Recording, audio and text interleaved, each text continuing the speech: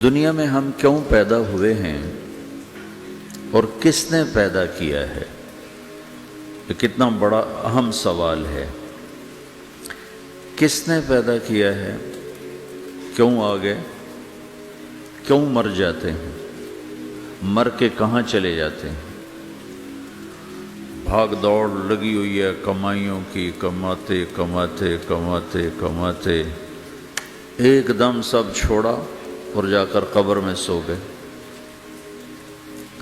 جسے میتھمیٹک کا قاعدہ ہے کہ بڑے سے بڑے عدد کو زیرو سے ضرب دو تو وہ زیرو ہو جاتا ہے۔ 1 ملین انٹو زیرو زیرو، اور 1 بلین انٹو زیرو زیرو، اور 1 ٹریلین انٹو زیرو زیرو۔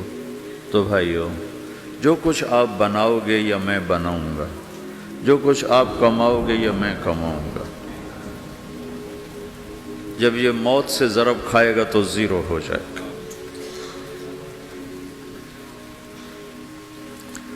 عزت، شہرت، دولت، بلندی انٹو موت زیرو، گمنامی، فقر، ذلت، پستی موت سے ضرب زیرو، حکومت، وزارت، صدارت موت سے ضرب لگی زیرو،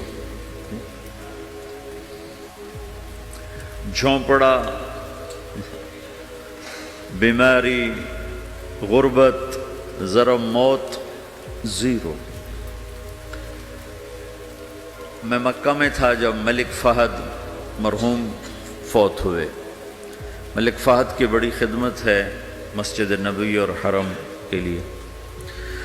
تو عصر کے بعد جنازہ تھا غائبانہ، تو وہاں اعلان ہوتا ہے الصلاۃ علی المیت۔ جب وہ جنازہ ہوتا ہے تو کہتے ہیں بھائی میت کی نماز کے لیے سب تیار ہو جاؤ۔ تو میرے ذہن میں تھا کہ آج ان کا بادشاہ مرا ہے، اس کو کیا کہیں گے؟ تو عصر کے بعد میں کان کھڑے کر کے بیٹھا ہوا تھا کہ اب یہ کیا اعلان ہوگا۔ ہر نماز کے بعد تو ہم اعلان سنتے ہیں الصلاۃ علی المیت، مردہ کی نماز پڑھو بھائی۔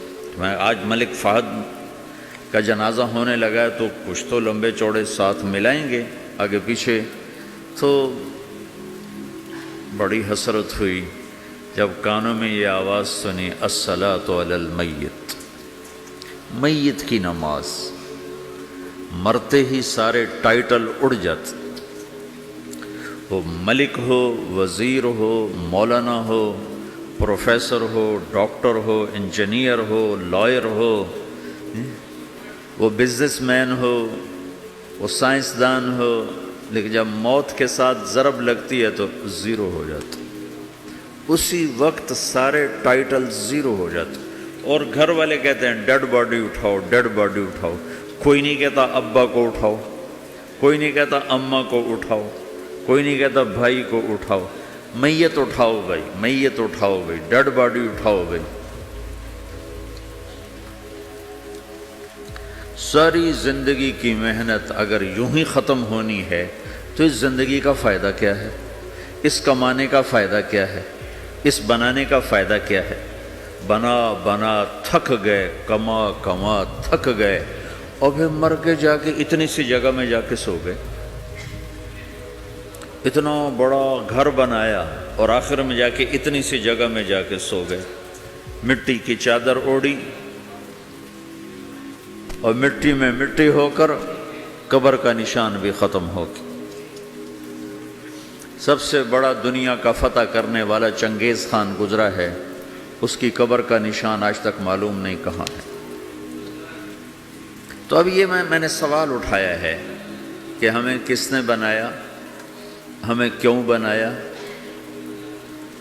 ہم سے کیا چاہتا ہے، موت کیا چیز ہے، موت کے بعد کچھ ہے یا زیرو ہے؟